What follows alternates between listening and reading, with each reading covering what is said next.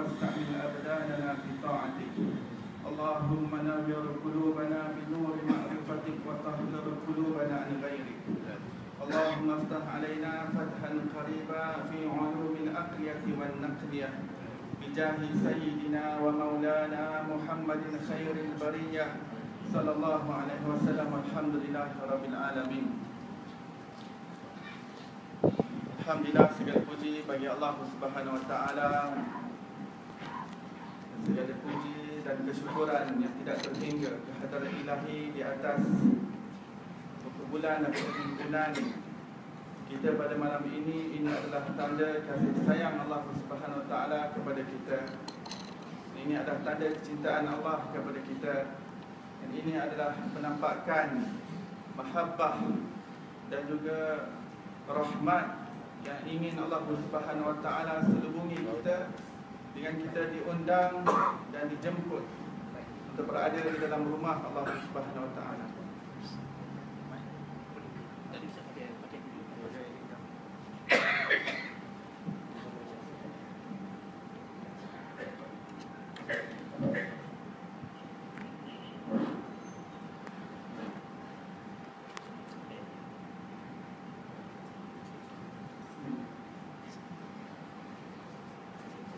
Selamat dan salam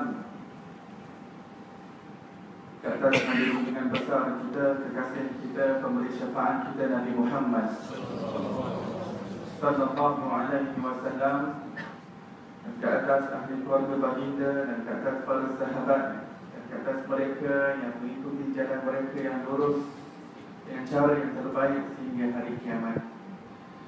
Pada pertama kali saya ingin mengucapkan terima kasih yang tidak terhingga di atas kesudian pihak masjid, terutama yang saya muliakan, yang berbahagia Tuan Pengurusi Lembaga Masjid, dan yang saya hormati para ahli jawatan kuasa Lembaga Masjid, para ulama, para asatizah, para orang-orang tua, sesepuh, ayahanda, bonda, dan juga yang saya kasihi muslimin dan muslimat, hadirin dan hadirat yang dirahmati Allah Subhanahu Wa Taala.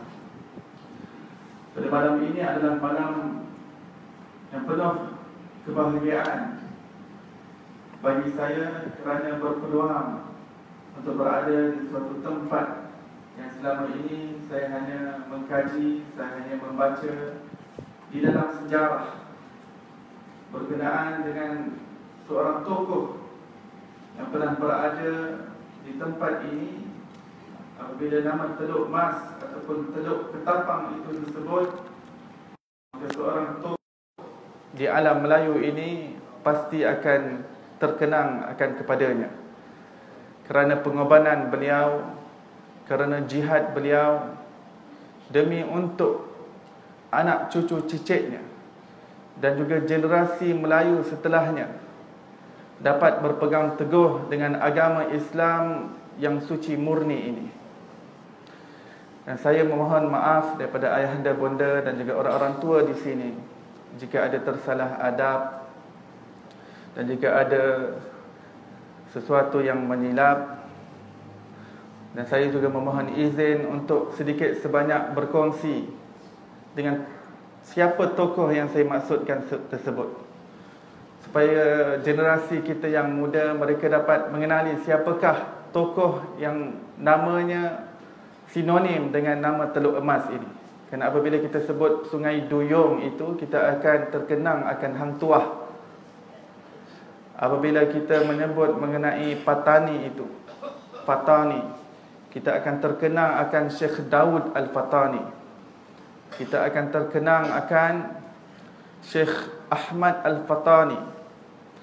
Apabila kita menyebut mengenai Banten, kita akan terkenang akan Sultan Hasanuddin.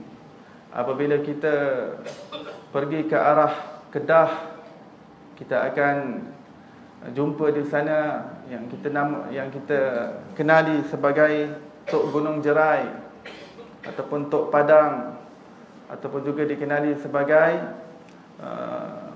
Syekh Abdullah Al-Qumairi. Dan demikian setiap tempat di mana saya pergi, saya akan perhatikan siapakah tokoh yang pernah berada di tempat tersebut dan apakah sejarah yang pernah ada di tempat itu untuk kita sama-sama mengambil iktibar dan juga menyerap semangat kerohanian yang pernah dimiliki oleh mereka. Dan subhanallah, tokoh yang pernah berada di Teluk Emas ini, Teluk Emas, dan lebih khususnya adalah di Teluk Ketapang, seorang tokoh, seorang wali Allah Subhanahu wa taala, seorang ulama, seorang tokoh sufi, lagikan pejuang agama dan juga bangsa. Beliau adalah Raja Haji fi sabilillah. Nama beliau adalah nama yang gah di dalam ketokohan memperjuangkan agama di alam Melayu ini. Raja Haji fi sabilillah adalah seorang bangsawan yang berasal daripada kerabat diraja Bugis. Beliau adalah adik kepada Sultan Selangor pada ketika itu, iaitu Raja Lumu. Raja Lumu menjadi Sultan Selangor, dan adik kepada Raja Lumu adalah Raja Haji. Raja Haji adalah anak kepada Opu Daeng Celak. Mereka adalah pahlawan-pahlawan dan mereka adalah pejuang-pejuang. Sebelum saya menyentuh mengenai Raja Haji fi sabilillah, yang mana beliau dilahirkan di Riau, di sebelah Sumatera sana,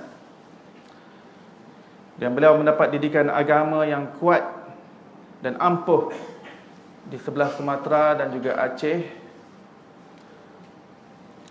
yang mana beliau telah dilahirkan pada tahun 1726, lebih kurang hampir 300 tahun yang lepas.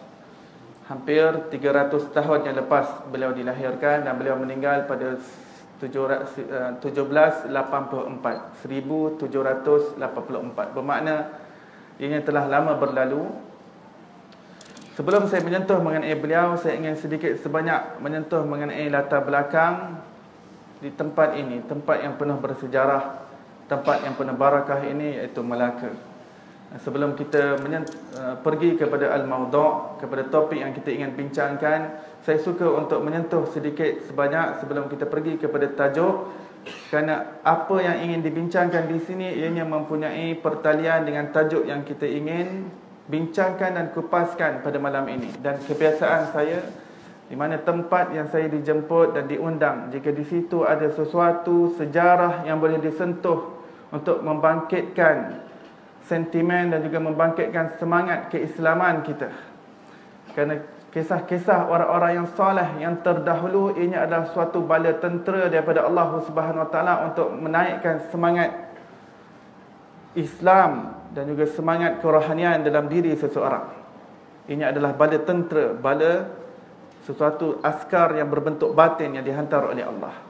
Itu kita perlu untuk sentiasa membaca dan juga menelaah kepada kisah-kisah orang soleh yang terdahulu. Dan lebih-lebih lagi kita berada di Teluk Emas ini. Di Teluk Emas ni mempunyai sebuah sejarah yang agung, mempunyai tokoh yang agung, yang amat baik untuk kita bincangkan. Dan saya mengambil peluang ini berada di tempat yang penuh barakah, masjid yang penuh barakah. Sudah pasti tempat-tempat ini ada kaitan dengan Raja Haji fi sabilillah. Dan saya mengambil kesempatan itu untuk menyerap semangat kerohanian yang telah dimiliki oleh beliau, dan mudah-mudahan kita semua yang berada di dalam masjid ini pada malam ini kita dapat semangat tersebut sehingga ia menjadi suatu inspirasi dan juga satu motivasi dan juga sebagai suatu kecenderungan dalam diri kita untuk kita menempuh perjalanan liku-liku dalam kita mencapai Allah Subhanahu wa taala, untuk kita sampai kepada Allah Subhanahu wa taala, menggapai redha Allah Subhanahu wa taala. Baik, sebelum kita pergi mengenai Raja Haji fi sabilillah, secara kasarnya, Kota Melaka sebelum ianya menjadi sebuah pelabuhan antarabangsa, lebih kurang pada 1400 lebih kurang 600 tahun yang lepas, Sebelum kota Melaka terkenal sebagai entry port ataupun kota perdagangan yang hebat dan penuh dengan kegemilangan dan penuh dengan kecemerlangannya, maka pada ketika itu di tempat-tempat yang lain sudah ada pelabuhan-pelabuhan yang juga bertaraf antarabangsa, seperti pelabuhan yang berada di Baros ataupun di Sumatera Utara. Di sana sudah ada pun pelabuhan yang bertaraf antarabangsa. Juga ada pelabuhan di Kedah. Ini semua sebelum zaman Melaka. Juga di sebelah Pasai, mereka juga mempunyai pelabuhan yang bertaraf antarabangsa jika zaman dahulu.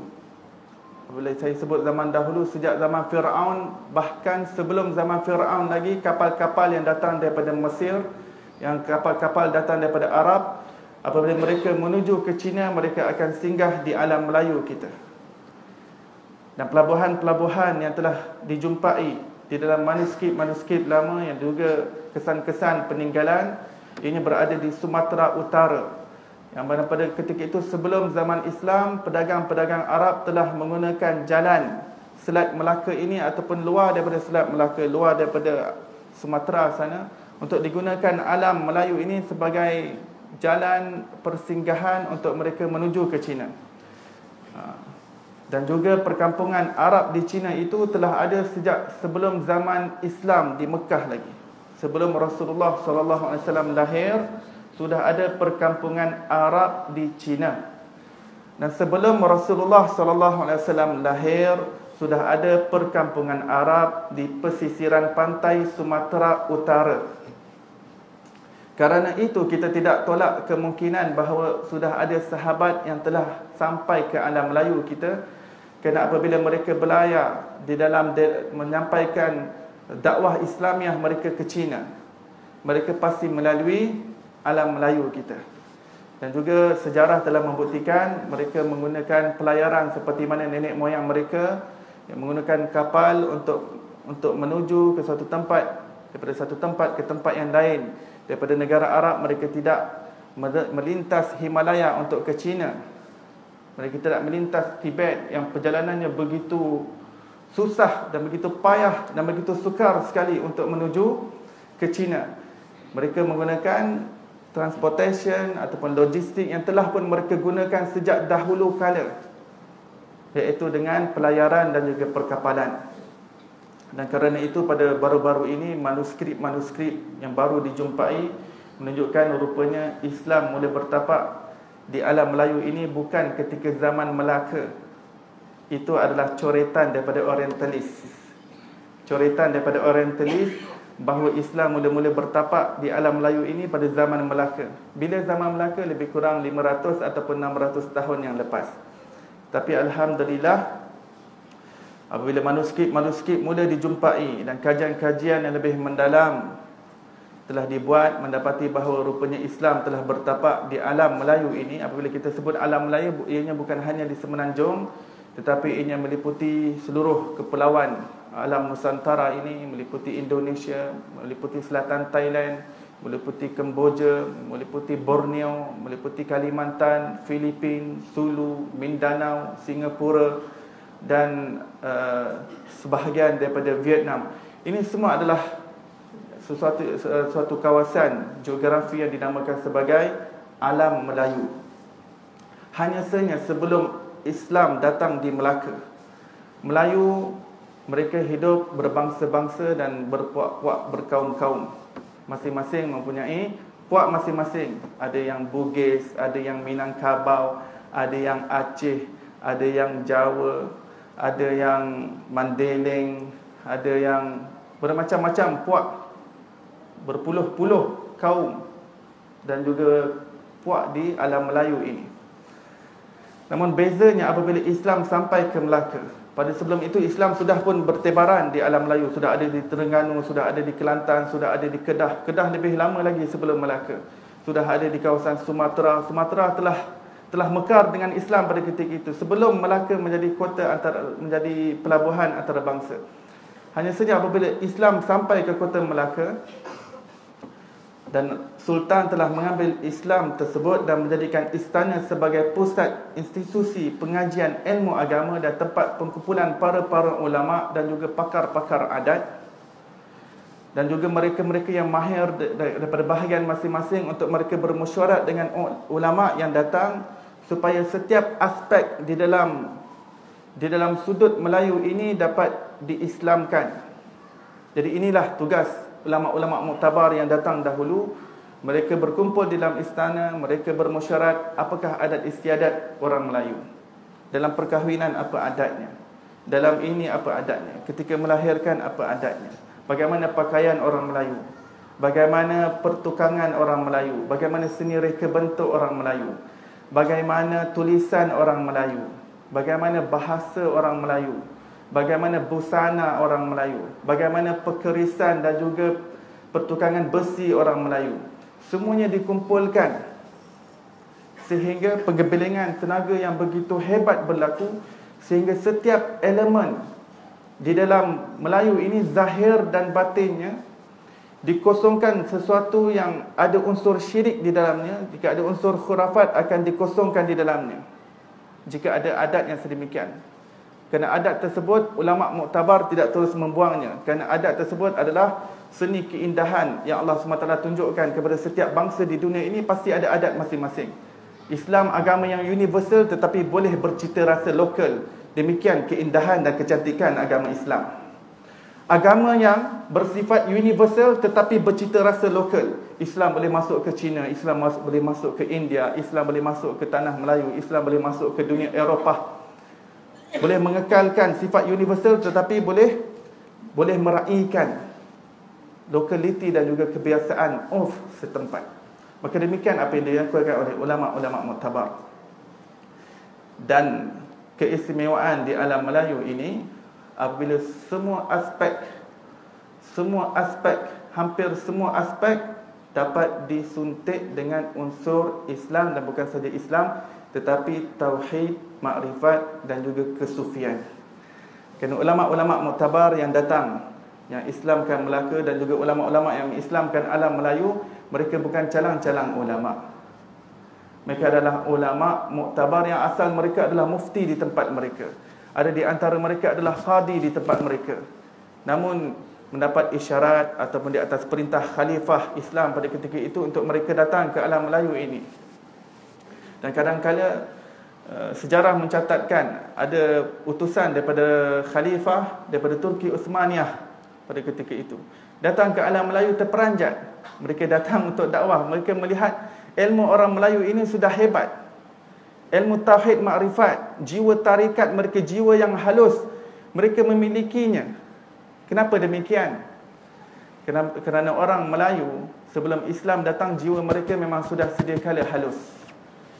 Dan apabila Hindu Buddha mula masuk di tanah Melayu pada zaman dahulu, adat-adat biasanya ia lebih kepada istana. Tetapi alam Melayu, orang Melayu kebanyakan mereka hanya mengambil yang berbentuk batin sahaja, berbentuk kerohanian. Kerana dalam Hindu Buddha ada juga aspek kerohanian.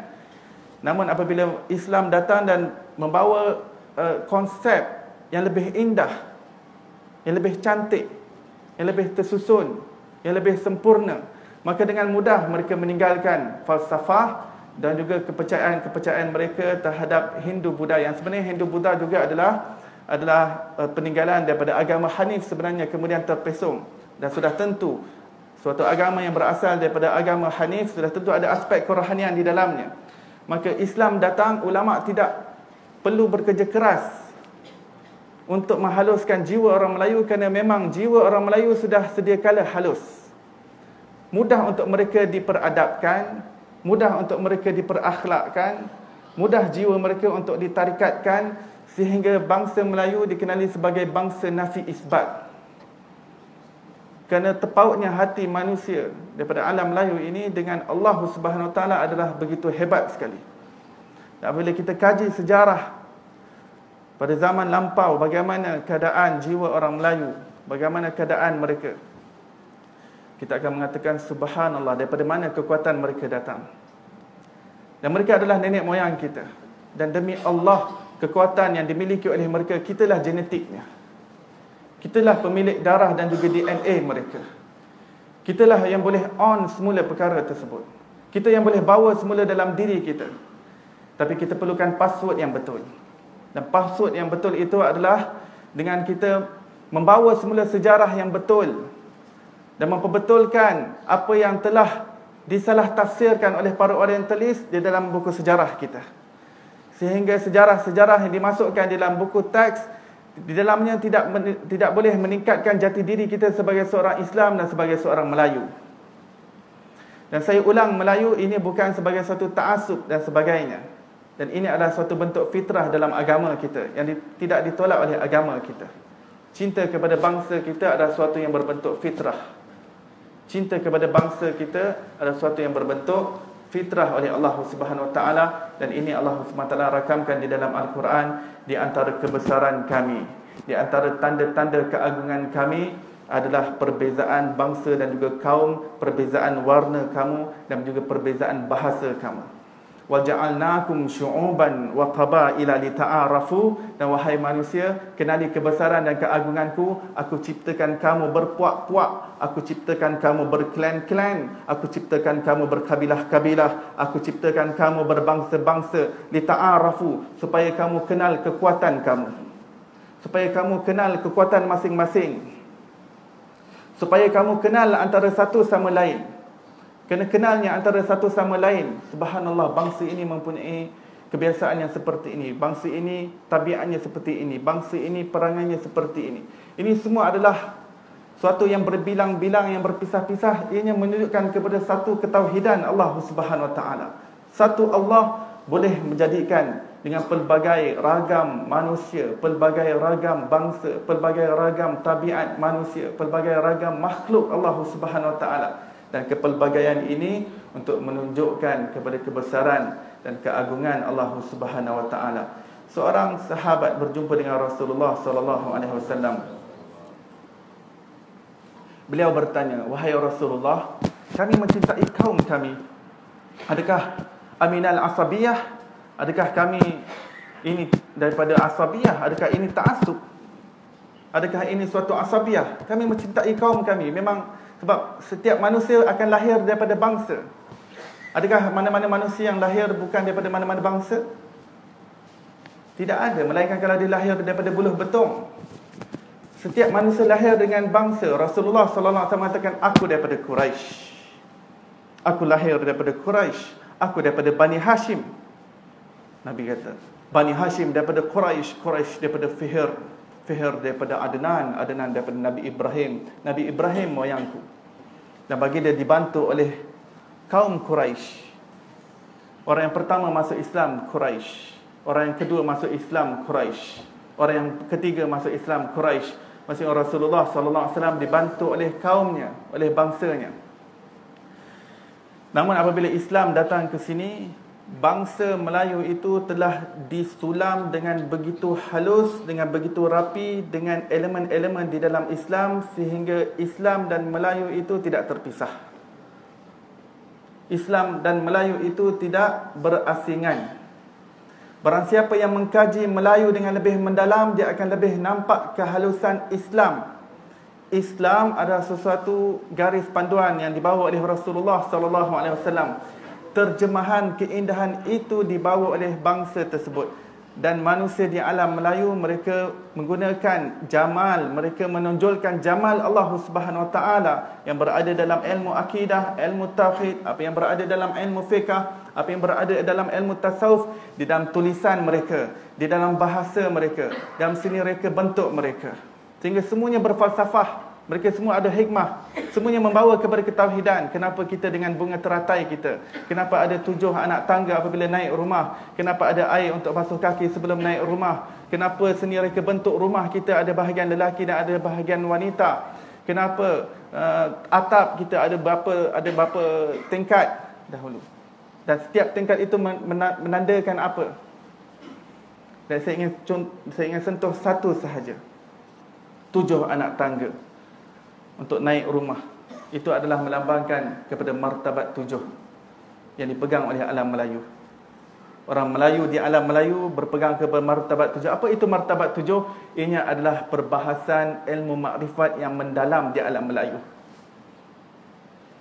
Kerana itu, bangsa Melayu dipanggil juga sebagai bangsa nafi isbat. Ada juga dipanggil sebagai bangsa makrifat. Juga bangsa kita dikenali sebagai bangsa tarikat.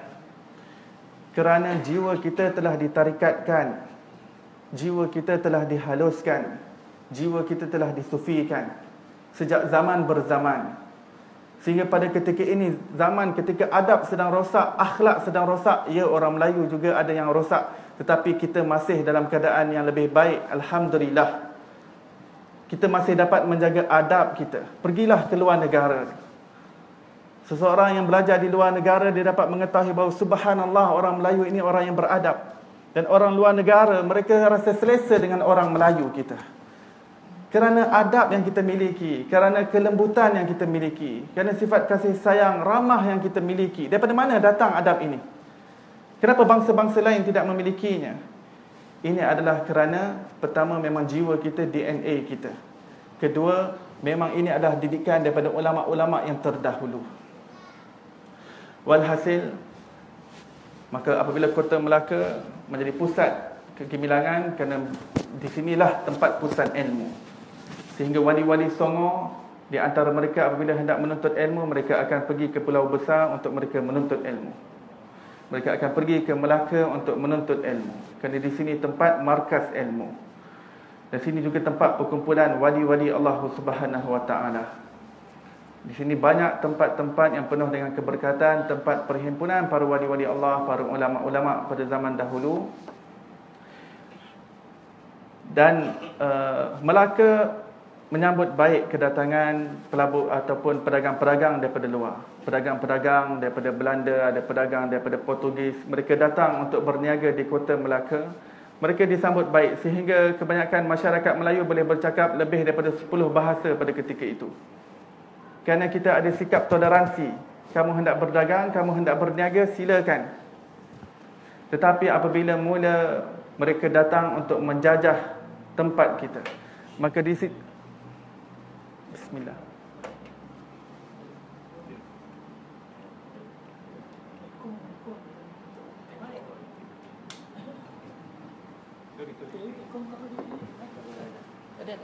Bismillah. Apabila mereka datang untuk berniaga, ahlan wa sahlan, bawa barang niaga kamu.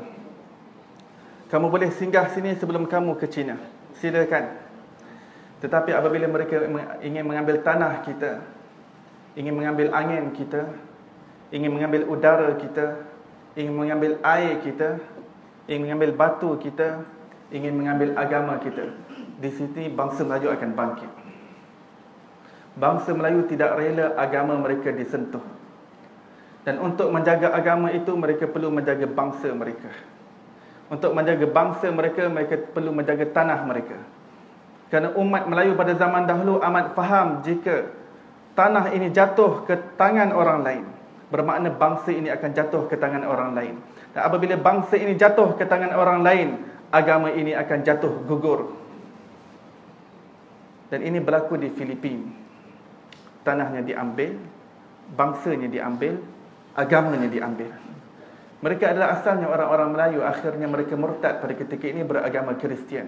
Kerana Spanyol dengan begitu kejam dan begitu zalim mengambil tanah dan mengambil bangsa dan mengambil agama sekali. Kerana itu pejuang agama pada zaman dahulu, mereka tidak memperjuangkan agama sahaja. Ulama pada zaman dahulu mereka tidak perjuangkan agama, mereka perjuangkan tanah dan juga bangsa. Kerana bangsa dan agama itu adalah pembenteng kepada agama. Jika pembenteng dan kubu ini tidak dijaga, agama akan runtuh sekali. Agama akan jatuh. Maka apabila Portugis datang, 10 hingga 11 tahun Portugis cuba untuk mengambil Kota Melaka.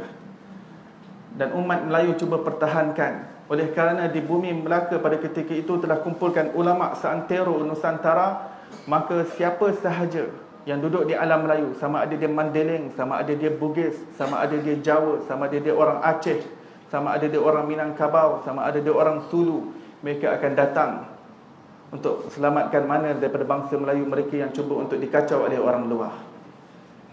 Mereka akan datang untuk membenteng dan juga mengubu dan juga untuk mempertahankan. Kerana apa? Kerana mereka telah menjadi satu rumpun yang telah diikat dengan satu agama, dengan satu bahasa, dengan satu tulisan, dengan suatu adat yang mereka telah kongsi bersama. Mereka bukan lagi puak-puak yang berasing-asingan, tetapi mereka telah diikat. Dan seluruh tempat kesultanan di alam Melayu ini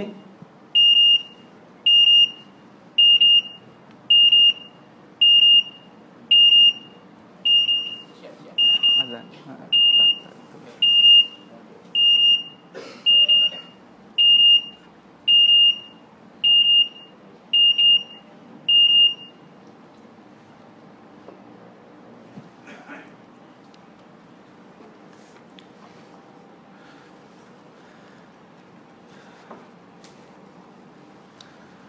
Dan seluruh kesultanan yang berada di alam Melayu, di alam Nusantara, mereka akan mengambil kedaulatan dan juga naubat daripada Kesultanan Melaka. Kerana Kesultanan Melaka adalah begitu suatu empire ataupun suatu naungan yang hebat, satu payungan yang hebat kepada seluruh kerajaan dan seluruh kesultanan-kesultanan yang berada di alam Melayu.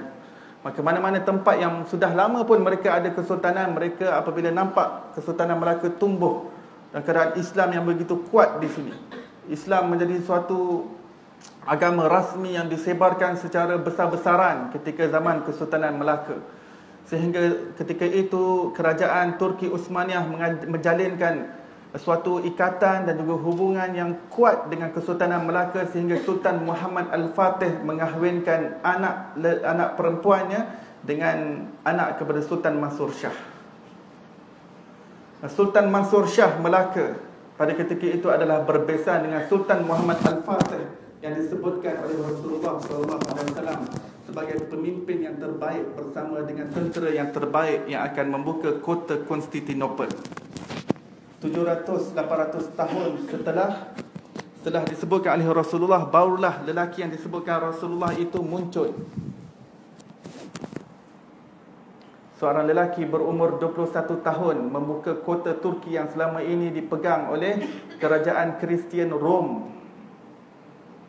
Dan apabila tanah diambil, tanah dibuka oleh orang Islam, maka bangsa Rom, bangsa Kristian, bangsa Turki pada ketika itu yang beragama Kristian, oleh kerana tanah mereka telah dibuka oleh orang Islam, bangsa itu semuanya masuk Islam sehingga ketika ini. Walhasil, apabila penjajah datang, maka Portugis datang untuk menakluk Melaka. Maka akhirnya apa yang ditakdirkan Allah, 1511 kita jatuh. Kemudian pada 16, lebih kurang 1640, kemudian Belanda pula ambil Melaka. Selepas Belanda ambil, mungkin lebih kurang 100 tahun sehingga 1799 ataupun 1790. Kemudian ataupun setelah daripada itu, British pula ambil kita. Setelah daripada British, kemudian Jepun, kemudian Melaka sentiasa, yang kita sebutkan Melaka bukan seluruh Melaka. Yang kita masukkan adalah kota Melaka. Yang kita masukkan adalah Bandar Hilir. Ramai orang menyangka bahawa apabila Portugis datang, Belanda datang, apabila mereka menjajah, seolah-olah seluruh daripada Melaka ini berada di kawasan jajahan mereka. Tidak. Hanya yang di kawasan Bandar Hilir itu, yang di kawasan pelabuhan itu sahaja yang dijajah. Itu sahaja yang diambil oleh mereka. Mereka nakkan port tu. Mereka nak pelabuhan. Tempat-tempat lain luar sedikit daripada kota tersebut itu sudah menjadi milik Sultan Melaka. Hanya sahaja kesultanan sudah pindah ke Johor pada ketika itu. Yang mana Johor juga masih berada di bawah Empire Melaka. Hanya sahaja Sultan Johor pindah pusat pemerintahannya daripada Melaka ke Johor. Walhasil, apabila Belanda datang ke Indonesia, ke tanah Sumatera dan juga tanah Jawa, mereka jajah mereka. Dan Raja Haji Fisabilillah, mereka melihat bagaimana Belanda telah melakukan kepada orang Melayu di sana. Mereka ditindas, mereka dizalimi.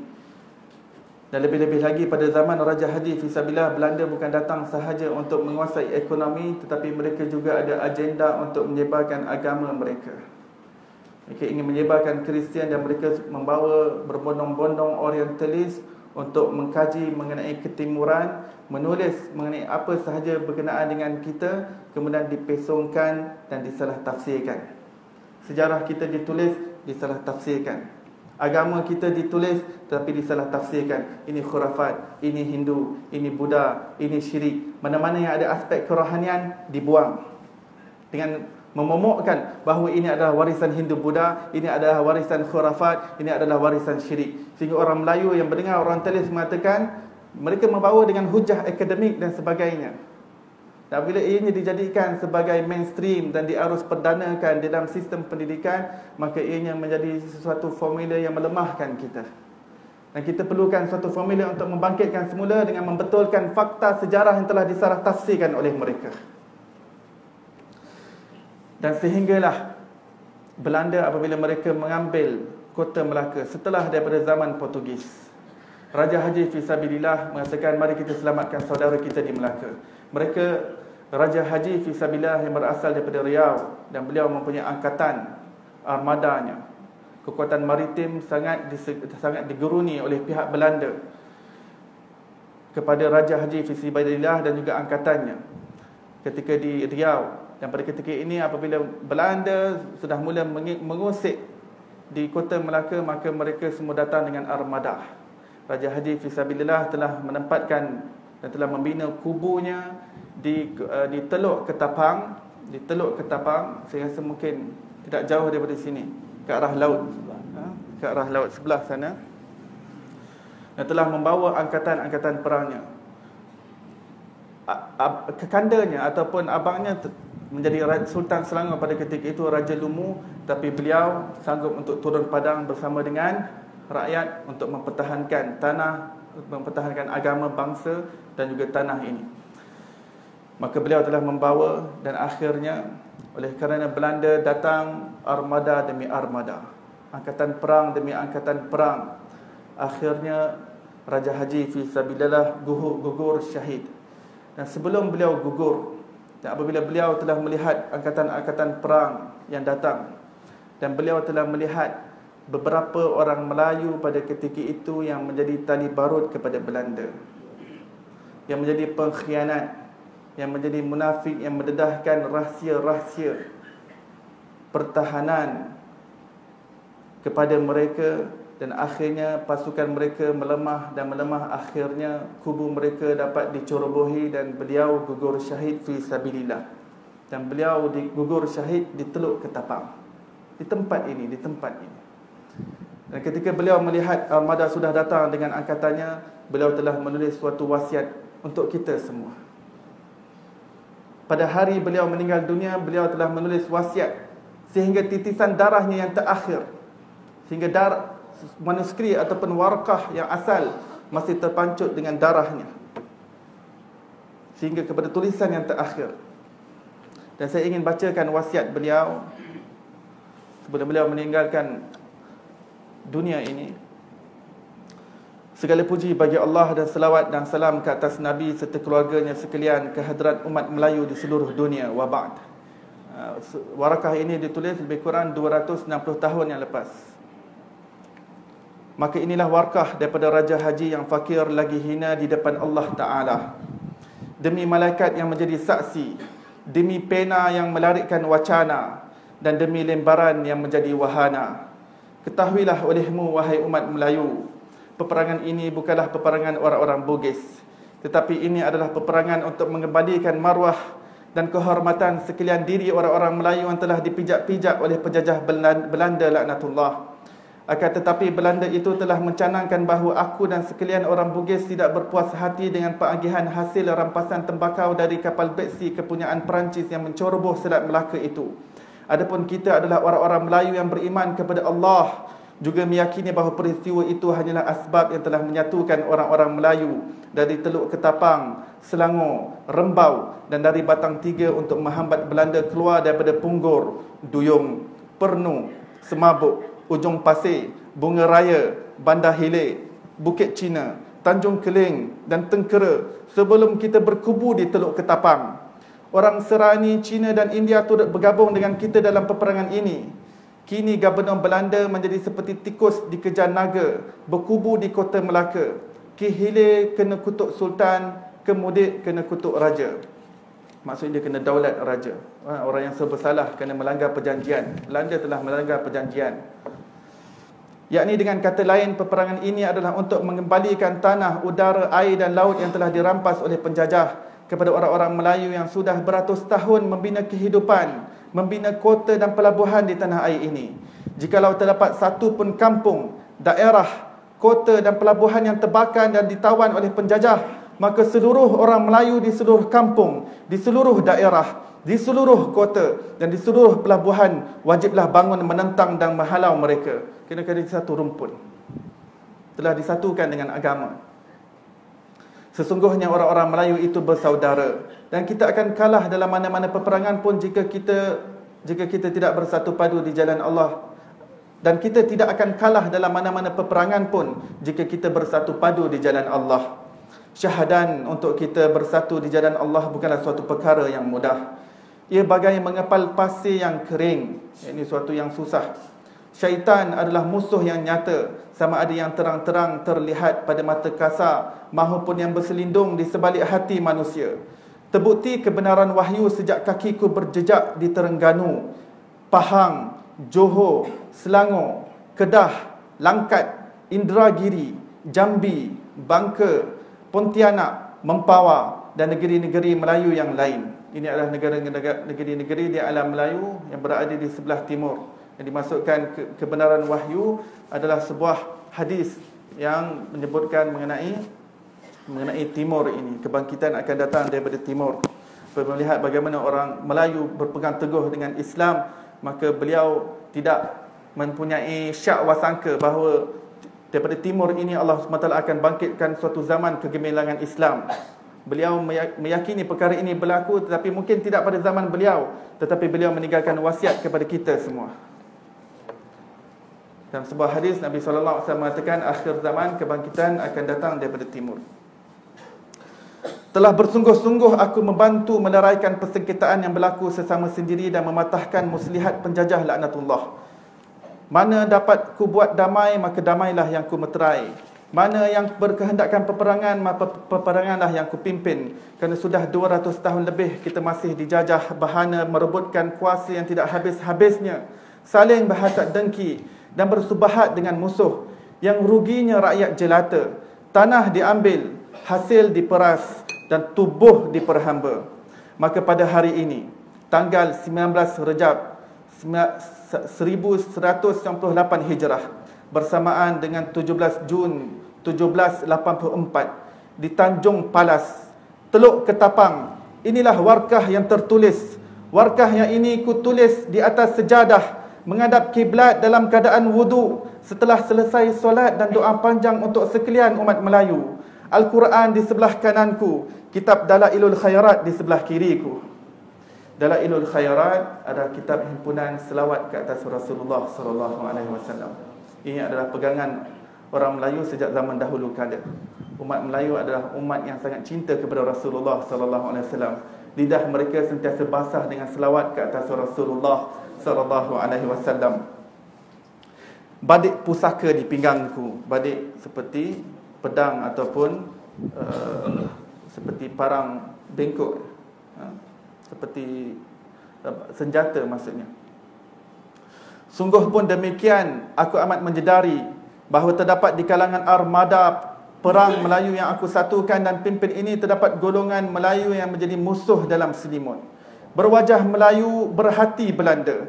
Usahlah ditanya bagaimana aku mengetahuinya, kerana tahu di angin turun naiknya. Apabila Allah menghendaki terjadi sesuatu perkara, maka tiadalah siapa pun yang dapat mengelakkannya.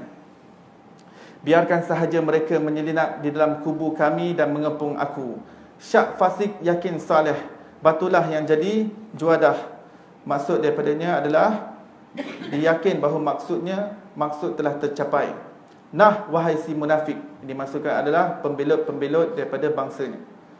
Aku sekali tidak pernah takut kepada kalian. Marilah kita berdepan sebagai seorang lelaki Melayu yang sejati.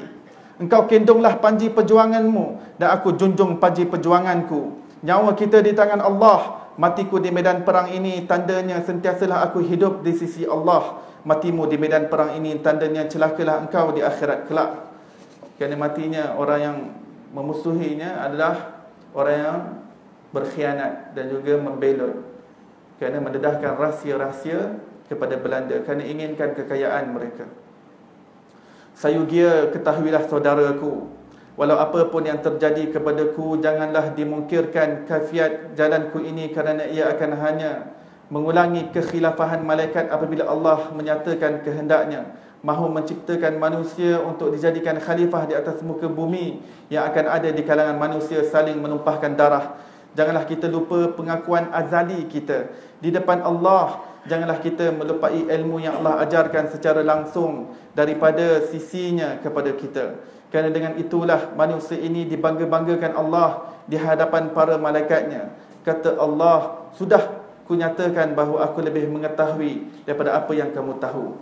Raja Haji menyinggung mengenai perjanjian kita dengan Allah Subhanahu Wa Taala. Dan perjanjian ini sentiasa ulama-ulama daripada zaman dahulu ingatkan kepada bangsa Melayu, sehingga hati mereka sangat terikat dengan perjanjian yang telah mereka merterai ketika di alam arwah. Ketika kita di dalam rupa cahaya, kita telah mengambil perjanjian dan kita masih berada di kontrak, di atas kontrak tersebut, sehingga kita berjumpa dan bertemu dengan Allah Subhanahu Wa Taala dalam keadaan kita menyempurnakan amanah dan juga tanggungjawab yang telah kita pikul, yang telah kita ambil ketika kita berada di alam arwah, untuk kita mengambil bekalan ketika di dunia ini, untuk kita menuju ke alam baqa.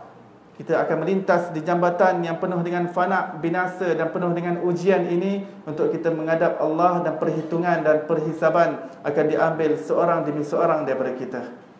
Dan orang Melayu jiwanya sangat terikat, walaupun diri mereka berada di dunia ini, jiwa mereka berada di alam arwah ketika menyaksikan Allah. Wa idh akhadha rabbuka min bani Adam min zuhurihim dzurriyyatahum wa ashhadahum ala anfusihim alastu bi rabbikum qalu bala shahidna an taqulu yawmal qiyamah inna kunna an hadha ghafilin. Wahai kekasihku Muhammad, ingatkanlah kepada umatmu berkenaan bahawa aku telah menjadikan seluruh daripada mereka menyaksikan aku. Maka ini yang ingin disentuh oleh Raja Haji, untuk ingatkan semula bahawa kita semua pernah menyaksikan Allah Subhanahu Wa Taala. Sejak azali kita pernah mengenal Allah Subhanahu Wa Taala. Setiap daripada kita pernah bermakrifat kepada Allah Subhanahu Wa Taala, isbat Allah Subhanahu Wa Taala.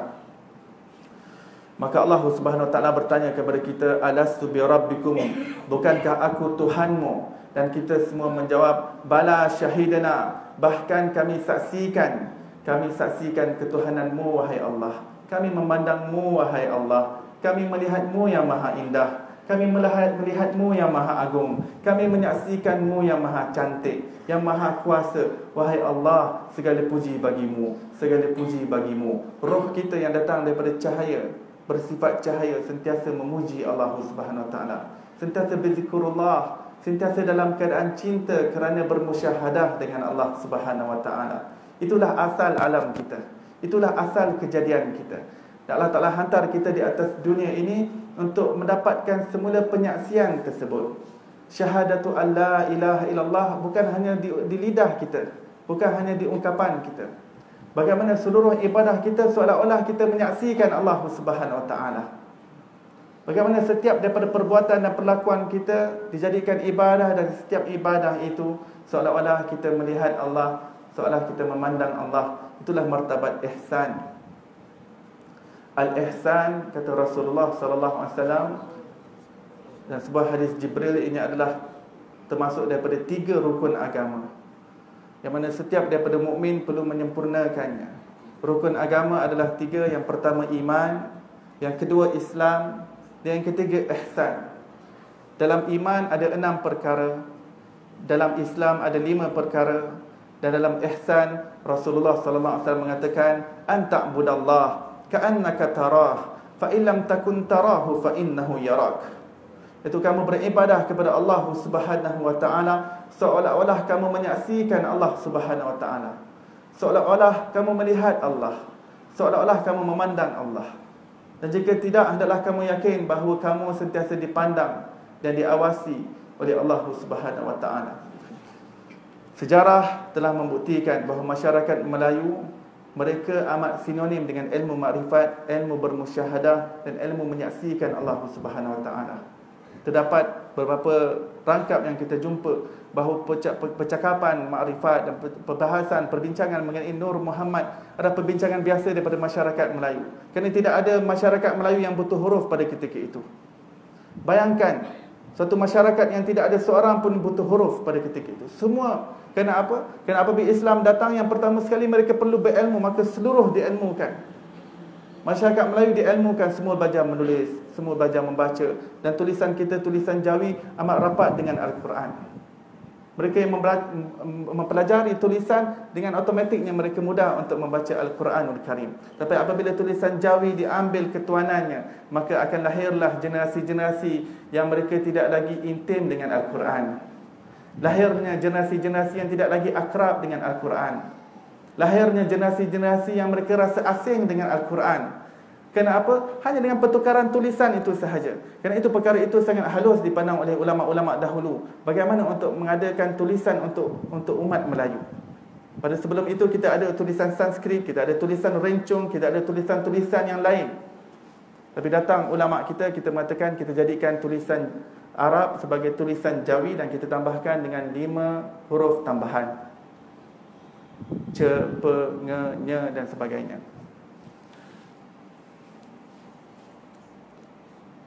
Janganlah kita lupa pengakuan azali kita di depan Allah. Janganlah kita melupai ilmu yang Allah ajarkan secara langsung daripada sisinya kepada kita. Kerana ketika kita menyaksikan Allah, segala ilmu tauhid, makrifat telah kita perolehi.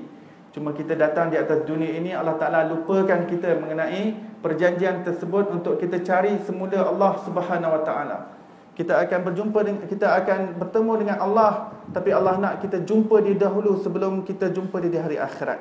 Kita dihimpit dengan 2 alam, alam arwah yang kita berjumpa Allah dan alam akhirat yang kita berjumpa Allah. Di alam dunia ini Allah kata saksikan aku, saksikan aku. Fahami apa maksud apa yang kamu ucap sebagai syahadah di dalam solat kamu. Asyhadu, aku saksikan. Adakah kamu mengerti apa itu saksikan? Adakah itu hanya ucapan? Adakah hanya itu ungkapan? Aku perlukan penyaksian, wajib penyaksian. Penyaksian kepada ketauhidan, ketauhidan yang benar. Fa aynama tuwallu fathamma wajhullah. Seperti mana Allah Subhanahu wa taala berfirman dalam surah Al-Baqarah ayat 115, ke mana saja kamu berpaling dan ke mana saja kamu menghadap, di situ wajah Allah Subhanahu wa taala. Allahu Akbar, Allah Maha Besar. Andai aku mati di medan perang ini, akan berlanjutan fitnah demi fitnah yang tidak akan habis-habis menghujani orang-orang Melayu di sepanjang sejarah yang akan datang. Manusia Melayu, munafik, pengkhianat, pedengki dan petualang akan sentiasa muncul di kalangan kalian sebagai semut hitam yang melata di atas batu hitam pada waktu malam, tanpa bulan dan bintang.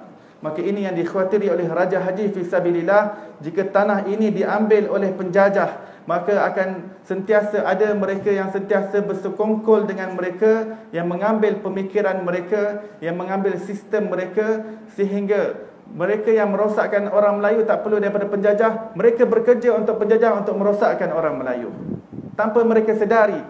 Dengan hanya mengambil sistem mereka sahaja, cukup untuk merosakkan. Ambil sistem pendidikan mereka, ambil sistem perundangan mereka, ambil sistem pentadbiran mereka, ambil sistem pemerintahan mereka, ambil sistem ekonomi mereka. Sudah cukup untuk merosakkan hati dan juga jiwa orang Melayu. Sudah cukup untuk merosakkan akhlak dan juga adab yang selama ini ulama kita membina kita. Sudah cukup.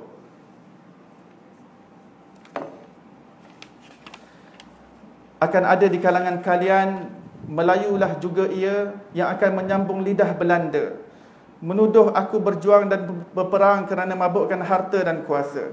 Sesungguhnya moyang-poyangku, para opu daing 5 bersaudara, bukanlah mahu disanjung-sanjung dan dimegah-megah. Memadailah ku katakan apa yang kami inginkan, ialah bangsa kita umat Melayu ini hidup bermaruah dan mempunyai kehormatan diri.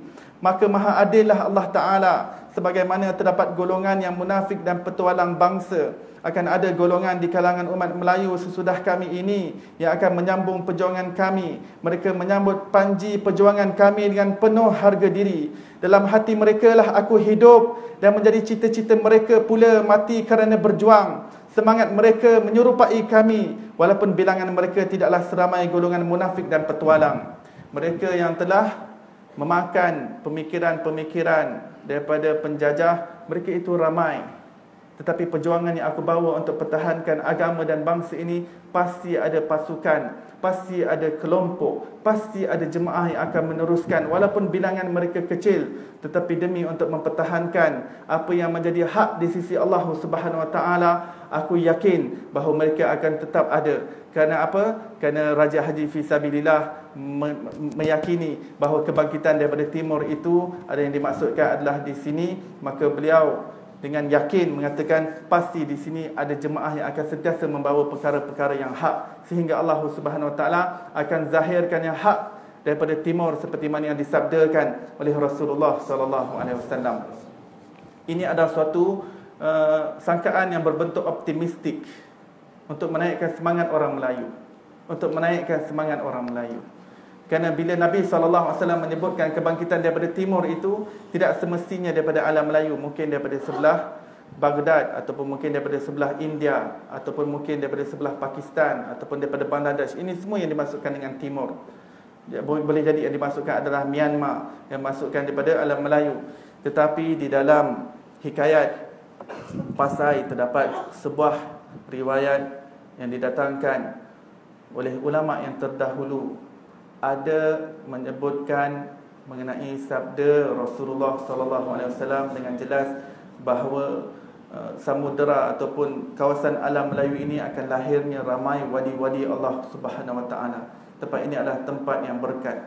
Oleh kerana itu, ramai daripada para ulama daripada keturunan Rasulullah sallallahu alaihi wasallam, apabila mereka mendapat isyarat ataupun mereka mendapat mimpi ke mana mereka patut berhijrah, mereka akan menuju ke arah timur. Mereka akan menuju ke arah timur. Kerana itu kita jarang menjumpai diaspora ataupun penghijrahan Ahlul Bait Nabi sallallahu alaihi wasallam ke arah barat. Jarang. Kebanyakannya mereka menuju ke arah timur, dan pada ketika ini jumlah Ahlul Bait yang berada di alam Melayu lebih ramai daripada Ahlul Bait ataupun keturunan Rasulullah yang berada di tanah Arab. Dan ini adalah suatu optimistik supaya kita sentiasa menyediakan diri kita zahir dan batin. Mungkin kita yang dipilih oleh Allah, mungkin kita yang dipilih Allah. Yang penting kita persiapkan diri kita. Kita siapkan dan sediakan diri kita untuk kita menghadapi zaman yang akan begitu dahsyat setelah ini. Seperti mana yang disebutkan oleh Raja Haji Fisabilillah. Dan apabila seperti mana Rasulullah SAW mengatakan bahawa kota Konstantinopel akan dibuka oleh pemimpin yang terbaik bersama dengan tentera yang terbaik, maka pada ketika itu umat Nabi SAW tidak berdiam diri, tidak goyang kaki duduk. Bermula daripada generasi sahabat Abu Ayyub Ansari, mungkin aku yang dimasukkan oleh Rasulullah, aku ingin rebut kemuliaan itu. Bersama dengan pasukannya ke kota Konstantinopel, Abu Ayyub Ansari gugur syahid di kota Turki.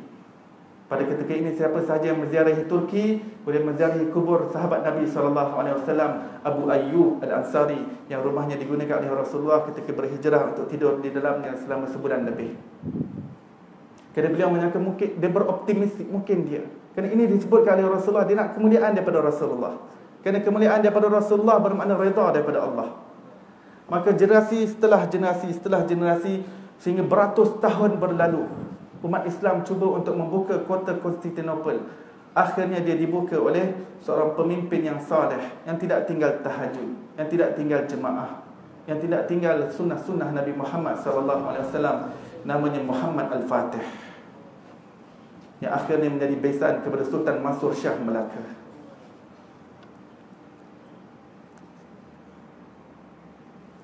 Dan apabila Rasulullah SAW mengatakan kebangkitan daripada timur dengan riwayat dan sanad yang kuat, tidak salah jika orang Melayu mengatakan mungkin kami. Tidak salah jika kita persiapkan zahir dan batin kita. Kerana jika kita tidak dipilih pun, Dan kita memang perlukan persediaan tersebut untuk kita berjumpa dengan Allah. Umur kita meningkat, bagaimana persediaan kita? Bagaimana amalan kita? Dunia ini adalah begitu pantas berlalu, dan kita akan menuju kepada suatu alam yang tidak ada hari penghabisan dan tidak ada hari penghujung.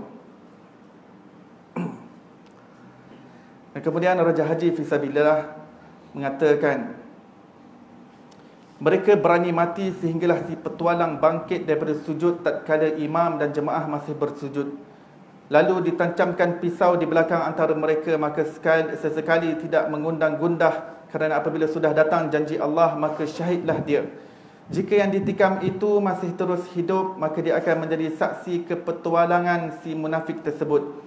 Lalu mudahlah dicam dan diberkas seketika itu juga. Maka maha besar Allah yang awal dan yang akhir.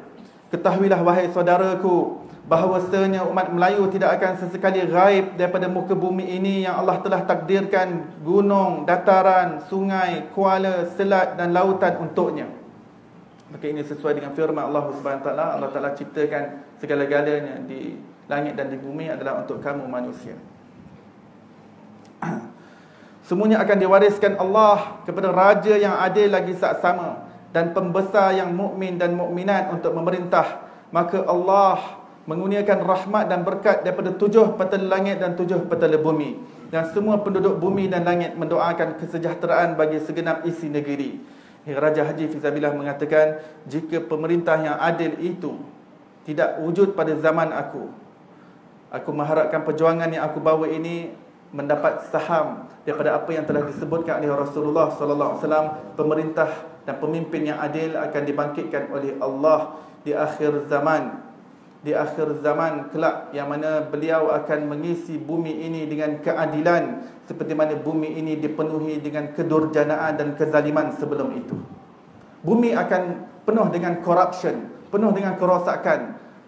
Akan tumbuh pemimpin-pemimpin yang lebih memburukkan keadaan. Tapi itu semua hanya untuk mempercepatkan proses akhir zaman tersebut. Hanya saja Raja Haji tidak mengetahui bilakah akhir zaman. Mungkin zamannya, mungkin zaman generasi setelahnya, mungkin setelahnya. Maka beliau berharap perjuangan yang beliau lakukan pada hari ini adalah termasuk daripada angin hidayat yang disebutkan oleh Rasulullah. Apabila pemimpin yang adil akan muncul, maka seluruh rumah di dalam dunia ini akan dimasuki dengan la ilaha illallah. Cahaya agama yang aku bawa, kata Rasulullah, akan masuk dalam setiap rumah yang dibina daripada batu, yang dibina daripada papan, yang dibina daripada tanah. Segalanya akan dimasuki dengan cahaya ini.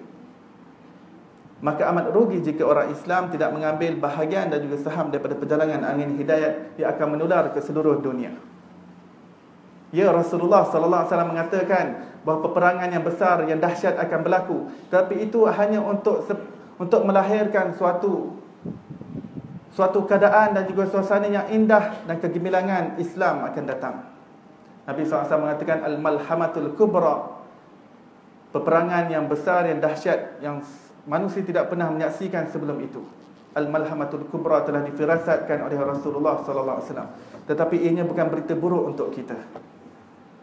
Perang dunia yang besar yang disebutkan oleh Rasulullah adalah suatu berita baik untuk kita, kerana setelah itu kita akan melihat, apabila manusia telah melihat segala sistem yang ada di dunia ini segalanya merosakkan, maka mereka akan dahagakan kepada suatu sistem yang adil. Dan pada ketika itu Allah SWT akan mewujudkan satu lelaki, kata Rasulullah, yang namanya seperti namaku dan nama ayahnya seperti nama ayahku, dan dia adalah daripada keturunanku. Dia akan mengisi bumi ini dengan keadilan, dia dan pasukannya. Baik, kemudian sesungguhnya akan tibalah pada hari dan zaman itu, orang-orang Melayu semuanya akan bersatu dan sanggup mati di jalan Allah Subhanahu wa ta'ala.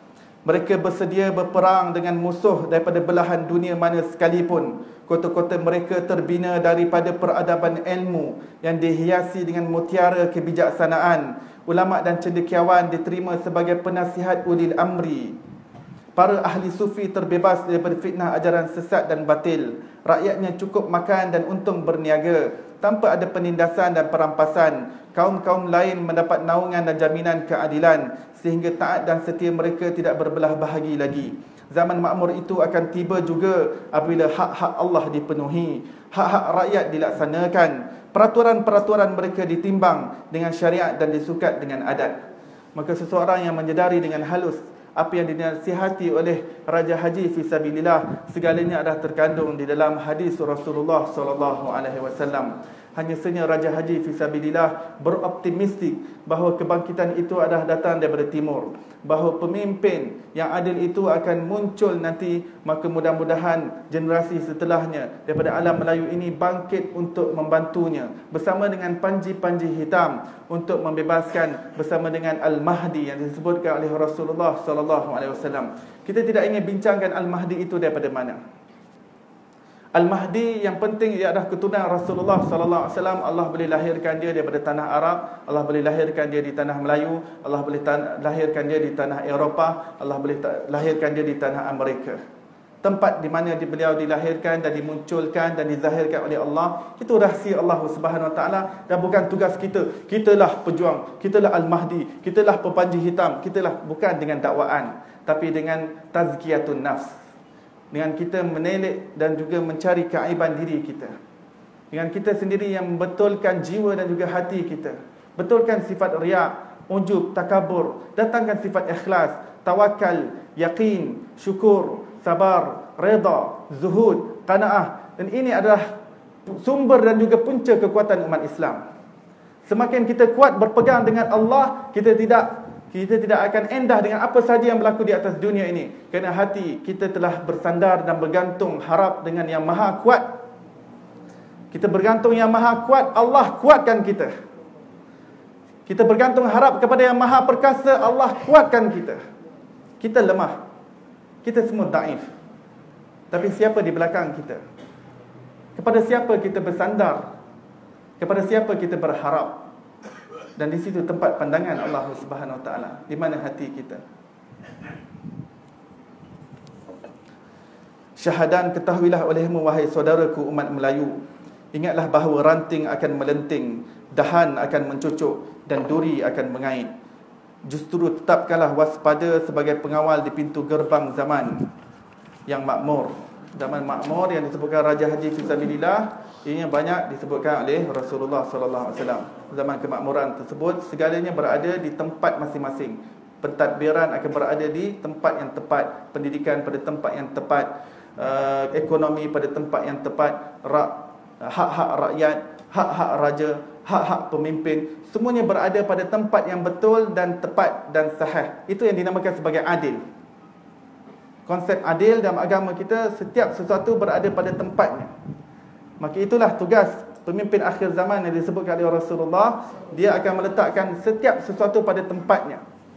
Perundangan di mana tempatnya, ekonomi di mana tempatnya.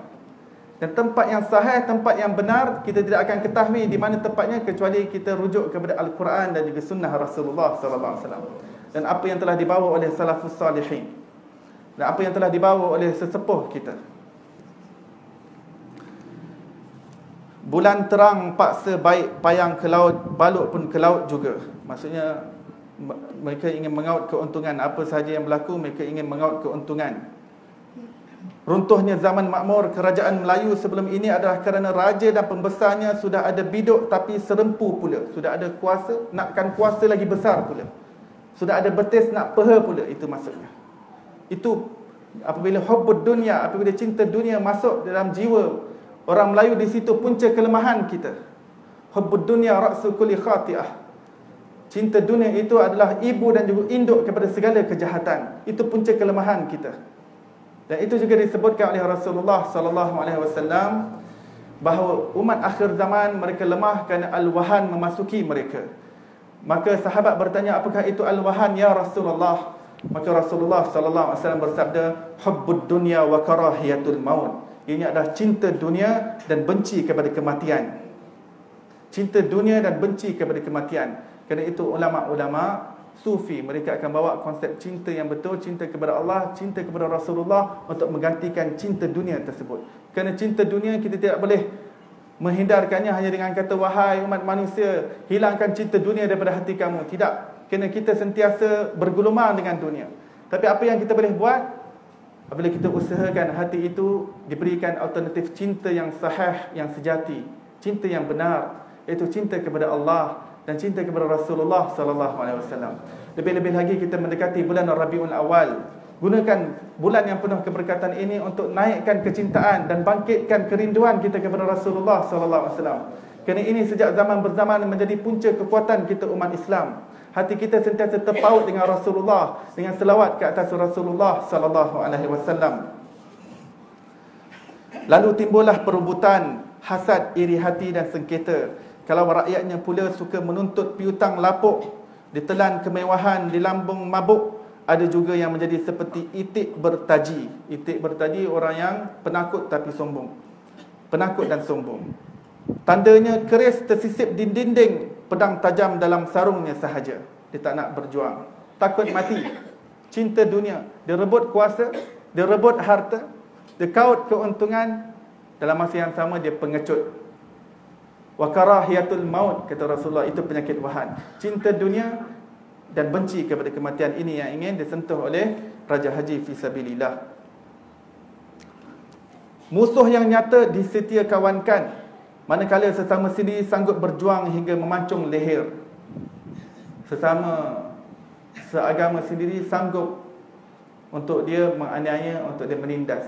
Tapi musuh yang nyata, musuh yang terang-terang ingin merosakkan kita, merosakkan agama kita, pemikiran kita, ideologi kita, dijadikan kawan dan diambil pemikiran mereka nak dipakaikan pula pada bangsa ini, tidak akan kena. Tidak akan kena.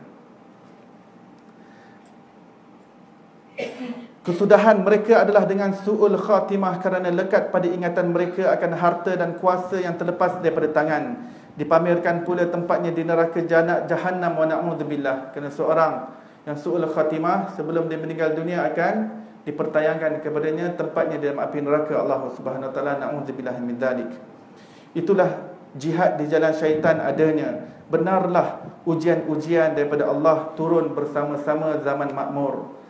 Zaman kemakmuran, apa yang disentuh oleh Raja Haji Fisabilillah ketika zaman Melaka dahulu, ketika zaman kegemilangan, ketika zaman makmur, rakyat kekayaan melimpah ruah. Pada ketika itu apabila hati telah dimanja-manjakan dengan kecintaan kepada dunia, maka ujian-ujian daripada Allah Subhanahu wa taala datang bersama dengan kemewahan, keseronokan dan kekayaan tersebut.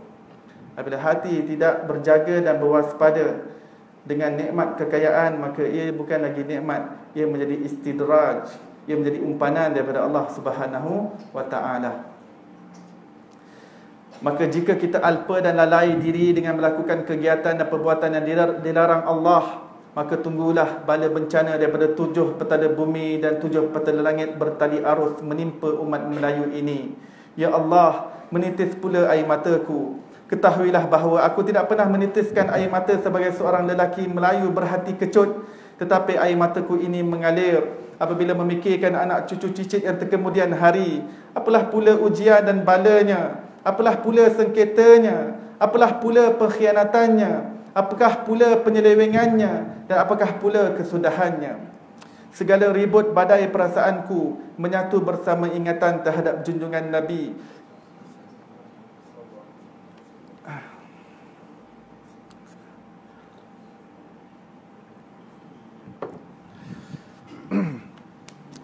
Segala ribut badai perasaanku menyatu bersama ingatan terhadap junjungan Nabi kita ketika saat-saat sakaratul maut menjelang.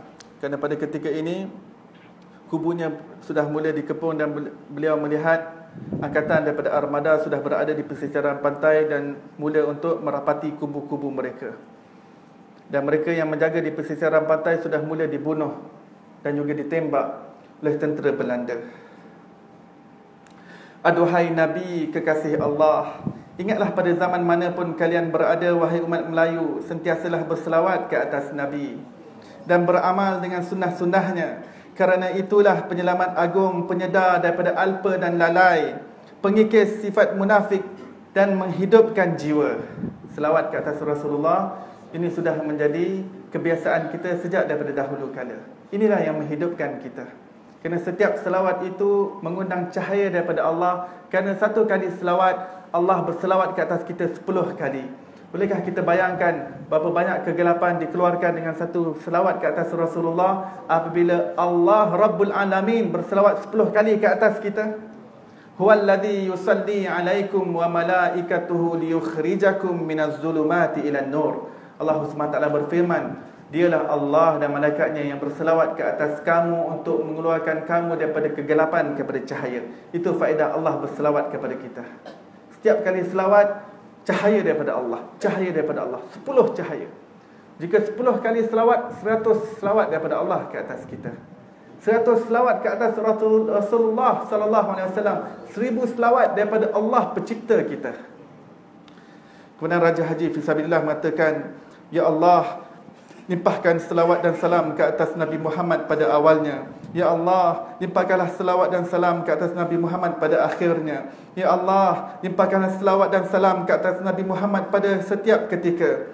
Tatkala sampai di baris ini, ketika dia sedang menulis, aku sedang melihat berpuluh kapal perang armada Belanda pimpinan Peter van Bram dari Betawi itu sudah pun tiba di pantai.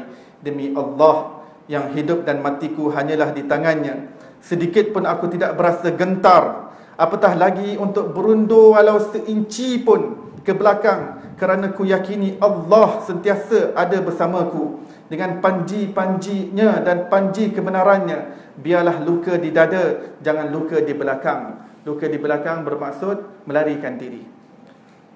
Rencana si munafik itu sampailah ke kemuncaknya apabila mereka dapat masuk menyelinap ke dalam kubuku, merampas pemurasku. Pemuras maksudnya senapang yang disandarkan ke dinding. Maka ketika itu sampailah ilham daripada Allah kepadaku bahawa aku kini hanya ada sebilah badik, iaitu senjata seperti parang, tersisip di pinggang dan hijab yang terangkat antara aku dengan Tuhanku.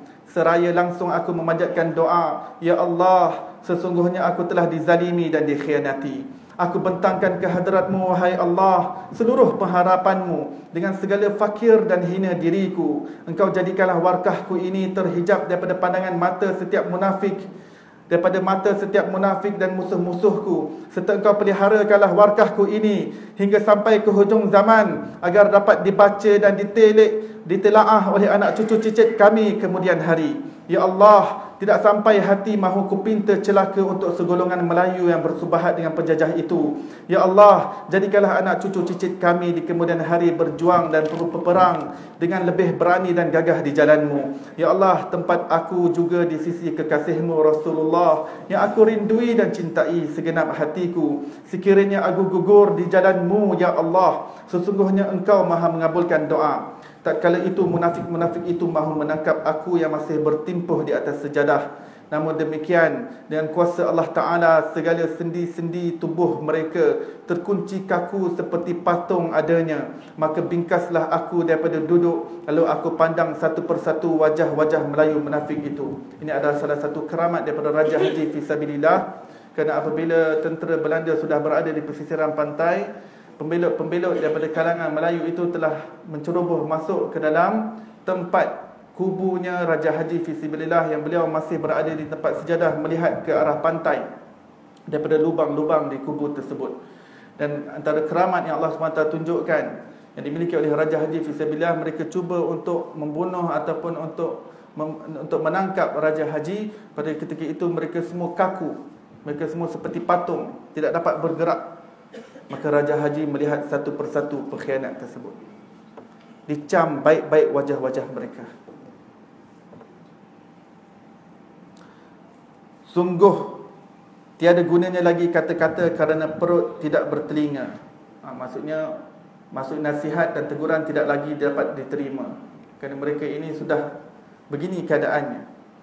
Sesudah itu berjalanlah aku menuju ke muka kubu, dan tersegamlah kapal perang penjajah laknatullah itu pada pandanganku. Inilah Raja Haji yang kalian cari-cari, syarak yang mengata, adat yang memaksa. Maksudnya syariat dan juga adat orang Melayu tidak berpisah. Kedua-duanya berpisah tiada. Kerana adat orang Melayu itu berjalan dengan syariat, ianya bersendi syariat, dan syariat kita bersendi kitabullah.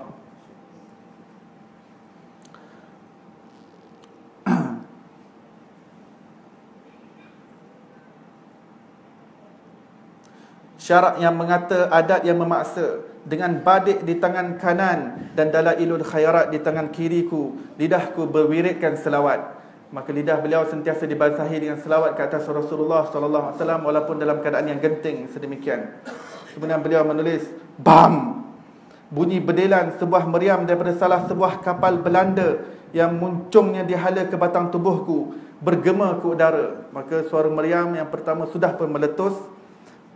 Sungguh beruntung pengkhianat itu kerana dapat menyaksikan lagi kuasa Allah apabila peluru lela rentaka meletup di dalam lubangnya sendiri. Lela rentaka maksudnya meriam.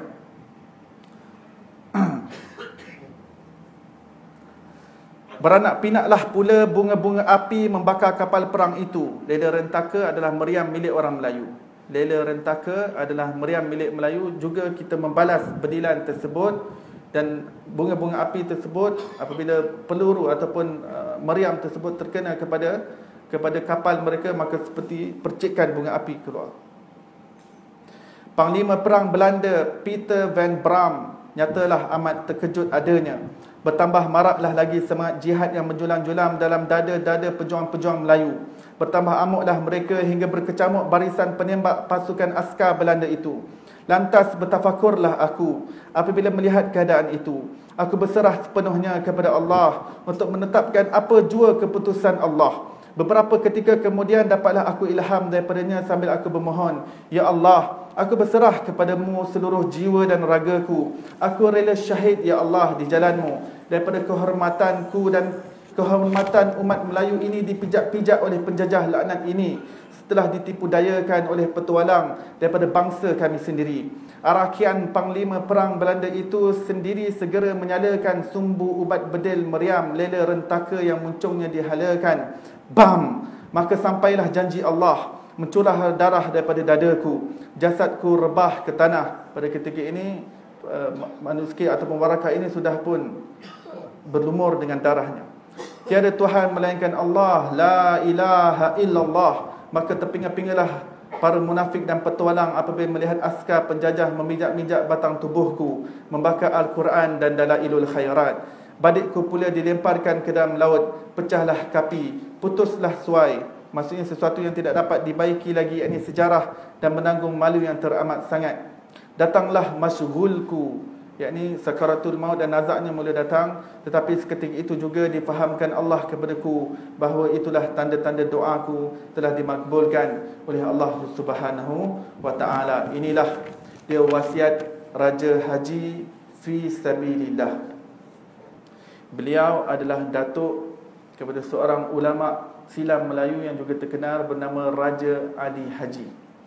Raja Ali Haji adalah seorang ulama lagikan sastrawan yang hebat, yang masyhur dengan gurindam 12-nya. Yang terkandung dalam gurindam ini ilmu-ilmu mengenai ketauhidan kepada Allah, ilmu-ilmu mengenai ma'rifatullah, ilmu-ilmu mengenai berpegang teguh dengan syariat Allah, dan juga sunnah-sunnah, adab-adab dan juga akhlak dimuatkan di dalam gurindam 12, yang apabila kita cari dalam internet kita dapat mencarinya untuk sesiapa ingin mendalami apakah yang dimaksudkan dengan gurindam 12 Raja Ali Haji. Tokoh hebat ini adalah merupakan cucu kepada Raja Haji fi sabilillah. Maka dengan demikian kita melihat bagaimana orang-orang yang terdahulu mereka berjuang habis-habisan. Para wali-wali Allah Subhanahu wa ta'ala, mereka yang bersifat lemah lembut dan bersifat kasih sayang. Tetapi apabila agama ini disentuh dan juga dicabul dan juga dicemar oleh tangan-tangan kotor, maka mereka akan bangkit untuk mempertahankan. Maka Raja Haji fi sabilillah telah menyebutkan akan sentiasa ada daripada kalangan kita yang akan menjadi penolong dan juga pembantu mereka untuk menyebarkan dakwah mereka di tempat ini. Maka hendaklah sentiasa ada kelompok dan juga jemaah yang sentiasa berpegang dengan ajaran ilmu yang benar, yang sentiasa diwariskan oleh nenek moyang kita. Apabila kita kata nenek moyang kita orang Melayu, percayalah mereka berada di atas ajaran yang betul. Kecuali segelintir mereka yang menjadi pengkhianat, segelintir mereka yang menjadi pembelut, dan akhirnya Apabila kita membaca sejarah, mereka yang asalnya pengkhianat, asalnya pembelot, jika mereka dikenakan umur yang panjang, pada akhir umur mereka akan bertaubat kepada Allah Subhanahu Wa Taala. Mereka akan menyesal melihat kenapa selama ini mereka bersama dengan Belanda, kenapa selama ini mereka bersama dengan Portugis. Kerana itu apabila mereka menyerang Kota Melaka dan mereka mengambil Kota Melaka, umat Melayu tidak ada selera untuk duduk dalam bandar ini. Umat Melayu tidak ada selera lagi untuk duduk di dalam Kota Melaka di bawah Portugis, kerana mereka telah mendirikan gereja mereka di sana. Mereka telah menyebarkan agama Kristian di sana. Mereka telah menghapuskan makam-makam para wali Allah Subhanahu Wa Taala dan juga telah menghilangkan segala kesan-kesannya, supaya umat Melayu tidak kenal siapa tokoh-tokoh mereka, siapa ulama-ulama mereka, siapa wali-wali mereka. Mereka hilangkan segala batu nisan, mereka dirikan Eva Musa. Di tempat itu berapa ramai wali-wali Allah Subhanahu Wa Taala dikuburkan. Para pejuang pada zaman dahulu yang cuba untuk pertahankan Melaka. Dan umat Melayu, mereka lebih rela untuk keluar daripada Kota Melaka untuk duduk di luar daripada Kota Melaka. Ada mereka yang berpindah ke Johor, ada daripada mereka yang berpindah ke Muar, ada daripada mereka yang pindah ke Ledang. Walhasil mereka tidak mahu duduk di bawah Portugis. Apabila Portugis berpindah kepada Belanda, Kesultanan Melaka, mereka sendiri mereka tidak mahu mengambil lagi Kota Melaka. Sesuatu yang telah mereka cemar. Dan daripada Belanda jatuh pula kepada British. Lagi sekali Kesultanan Melaka, sehingga pada ketika ini Melaka tidak masih belum lagi mempunyai sultan. Tetapi takdir Allah Subhanahu Wa Taala, jika tempat ini ditakdirkan Allah pada zaman dahulu untuk diwujudkan sultan-sultan yang penuh dengan kebilangan, wara' ulama, lagikan wali Allah. Dalam kajian sejarah kita mendapati rupa ramai daripada sultan-sultan di alam Melayu ini, mereka adalah ulama, mereka adalah orang-orang soleh, mereka adalah orang wara', lagikan wali Allah Subhanahu Wa Taala. Namun sayangnya di dalam buku-buku sejarah ataupun filem-filem hanya dipertayangkan sultan-sultan yang agak tergelincir, dan mereka hanya segelintir daripada sultan-sultan yang kebanyakan mereka adalah orang-orang yang soleh. Sultan-sultan di tempat kita di alam Melayu ini, kebanyakan mereka berpegang teguh dengan agama kerana mereka kuat perdampingan mereka dengan ulama. Ulama dan umara begini. Ulama dan umara, mereka sentiasa bergandengan. Umara ataupun pemimpin ataupun sultan, mereka akan sentiasa meminta nasihat daripada mufti. Mereka akan sentiasa meminta nasihat daripada ulama mereka, bagaimana untuk memutuskan keputusan dan sebagainya. Maka dengan demikian, maka sultan-sultan di Melaka dan juga sultan-sultan di tempat lain, mereka menumpukan kepada dan juga mereka fokuskan di alam Melayu. Begitu juga Sultan Iskandar Muda di Aceh dan juga Sultan Bantel, Sultan Hasanuddin. Mereka mengadakan tempat-tempat pengajian di mana orang Melayu boleh mempelajari ilmu makrifat. Hanya saja apabila penjajah meninggalkan kita, kita menjadi mangsa keadaan apabila mereka meninggalkan sistem pendidikan bersama dengan kita. Akhirnya aspek kerohanian dipinggirkan, aspek-aspek ketauhidan dan juga kesufian dan juga makrifat yang mereka momokkan seperti sesat dan sebagainya. Kerana mereka mengkaji orientalis tetapi mereka salah tafsirkan. Yang ini sesat, yang ini sesat. Akhirnya apa yang dijadikan silibus menyebabkan tidak menaikkan kerohanian kita sebagai seorang Islam. Dan kita berhajat untuk kembali kepada ilmu yang benar. Kita berhajat untuk mengembalikan ilmu akhlak, ilmu tasawuf dan juga ilmu ma'rifatullah, supaya kita menjadi umat yang kuat di sisi Allah Subhanahu Wa Taala.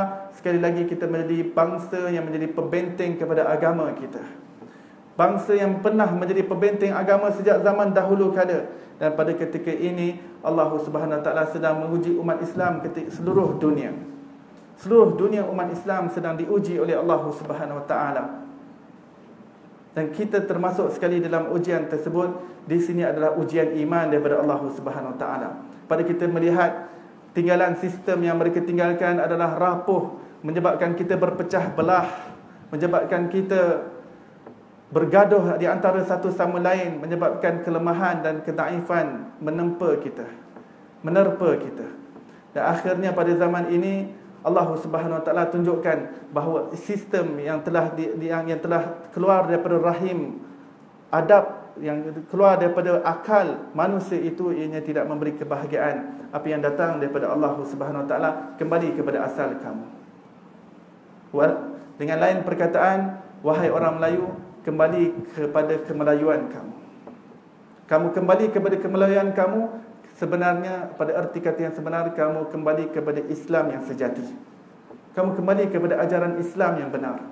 Semakin kita mengaji dan semakin kita mempelajari mengenai kemelayuan, subhanallah, begitu halusnya bagaimana Islam diterapkan, yang tersurat dan juga tersirat di dalam bangsa ini. Mudah-mudahan Allah Subhanahu Wa Taala memberikan kita kefahaman apa yang kita bincangkan. Mudah-mudahan Allah Subhanahu Wa Taala merahmati kita. Mudah-mudahan Allah Subhanahu Wa Taala menjadikan bangsa Melayu ini sebagai asbab untuk kita naikkan agama Islam di seluruh dunia. Mudah-mudahan kebangkitan timur yang disebutkan oleh Rasulullah sallallahu alaihi wasallam, kita dipilih ataupun menjadi sebahagian daripadanya, ataupun mengambil saham daripadanya, ataupun daripada generasi kita dipilih untuk membantu pemimpin yang adil yang disebutkan oleh Rasulullah sallallahu alaihi wasallam. Mudah-mudahan kita semua diberi taufik dan hidayah untuk mengumpul bekalan untuk menuju kepada hari yang tidak ada, hari maut dan juga hari penghujung. Dunia ini adalah fana dan juga binasa. Wahai Allah, kurniakan kesedaran kepada kami bahawa kami tidak lama di sini.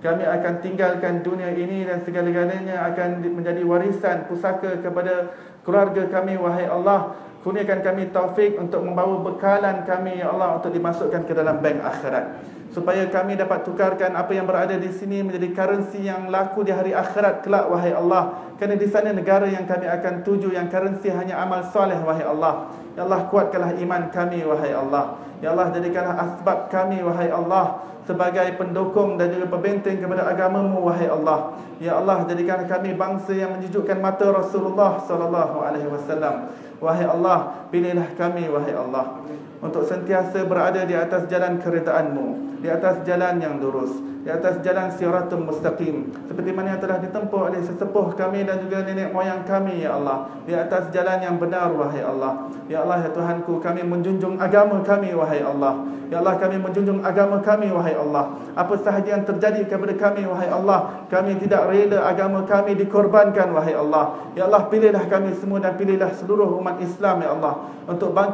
bangkitkan agama Islam ini, ya Allah, sekali lagi seperti mana yang dijanjikan oleh Nabi-Mu, kekasih-Mu, Nabi Muhammad sallallahu alaihi wasallam. Ya Allah, kurniakanlah kami husnul khatimah dan jauhkanlah kami daripada su'ul khatimah. Amin ya rabbal alamin.